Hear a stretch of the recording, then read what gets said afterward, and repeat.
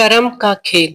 आप में से कई सारे लोग सोचते होंगे कि ईश्वर ने सबको एक समान क्यों नहीं बनाया है, उसने सबको एक जैसी सुविधा क्यों नहीं दी है। आइए जानते हैं इस कहानी के माध्यम से। एक दिन एक अमीर आदमी भगवान शिव के दर्शन के लिए मंदिर में गया। इस अमीर आदमी ने बहुत ही महंगे जूते पहन रखे थे और उसने ऐसा भी सुना था कि इस मंदिर में अक्सर चोरी होती रहती है।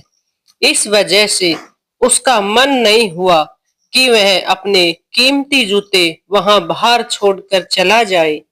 जूते पहनकर वह मंदिर में नहीं जा सकता था और उसे ऐसे ही बाहर छोड़कर वह जाना नहीं चाहता था। अब वह करे तो क्या करे, वह बड़ी दुविधा में पड़ गया था। थोड़ी देर सोचने के बाद उस अमीर आदमी ने मंदिर के बाहर बैठे एक भिखारी से बात की। अमीर आदमी ने उस भिखारी को अपने जूते संभालने के लिए दे दिए। भिखारी भी उसके जूते संभालने के लिए राजी हो गया। फिर वो अमीर आदमी अंदर मंदिर में पूजा करने के लिए चला गया। पूजा में बैठे बैठे उस अमीर आदमी के मन में ख्याल आया कि भगवान ने कैसी विषम दुनिया बनाई है। मेरे जैसे कई लोगों के पैरों में कीमती जूते पहनने लायक बनाया है, लेकिन उस बेचारे भिखारी जैसे अनगिनत लोगों को रोटी खाने के लिए भी भीख मांगनी पड़ती है। वो अमीर आदमी मन ही मन भगवान से फरियाद करते हुए बोला कि आपने सब लोगों को एक समान क्यों नहीं बनाया, आपने सभी को एक जैसी सुविधा क्यों नहीं दी। फिर उसने मन ही मन तय किया कि यहाँ से वापस जाते समय वो इस भिखारी को 500 रुपए देकर जाएगा।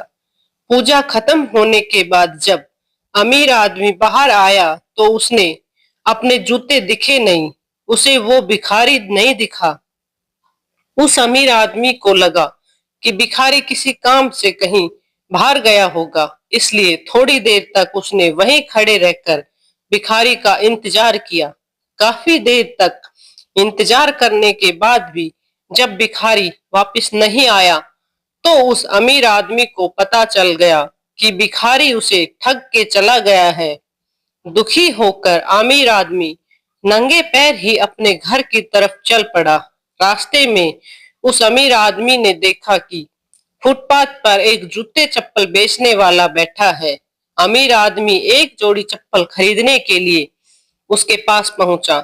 वहां पहुंचते ही उस अमीर आदमी की नजर उसके जूते के जैसे ही जूते पर पड़ी। अमीर आदमी पहचान गया कि ये उसी के जूते हैं। पूछने पर बेचने वाले ने पहले मना किया, लेकिन बार बार पूछने पर और दबाव देने पर उसने माना कि यह जूते उसे एक भिखारी 500 रुपए में बेच कर गया है। अब वह अमीर आदमी बिना चप्पल खरीदे मुस्कुराते हुए वहां से अपने घर की तरफ नंगे पैर ही चला गया। उसे भगवान से की गई अपनी फरियाद का जवाब मिल चुका था। उसे समझ में आ गया था कि जब तक लोगों के कर्म एक जैसे नहीं होते, तब तक सब एक समान नहीं हो सकते। भगवान ने उस भिखारी की तकदीर में 500 रुपए लिखे ही थे, लेकिन कैसे कर्म करके उन्हें लेना है, यह उस भिखारी के हाथ में था। अगर वह चोरी ना भी करता, फिर भी उसे 500 रुपए मिलने वाले थे। शायद उसके ऐसे ही बुरे कर्मों की वजह से आज वो एक भिखारी था। धन्यवाद।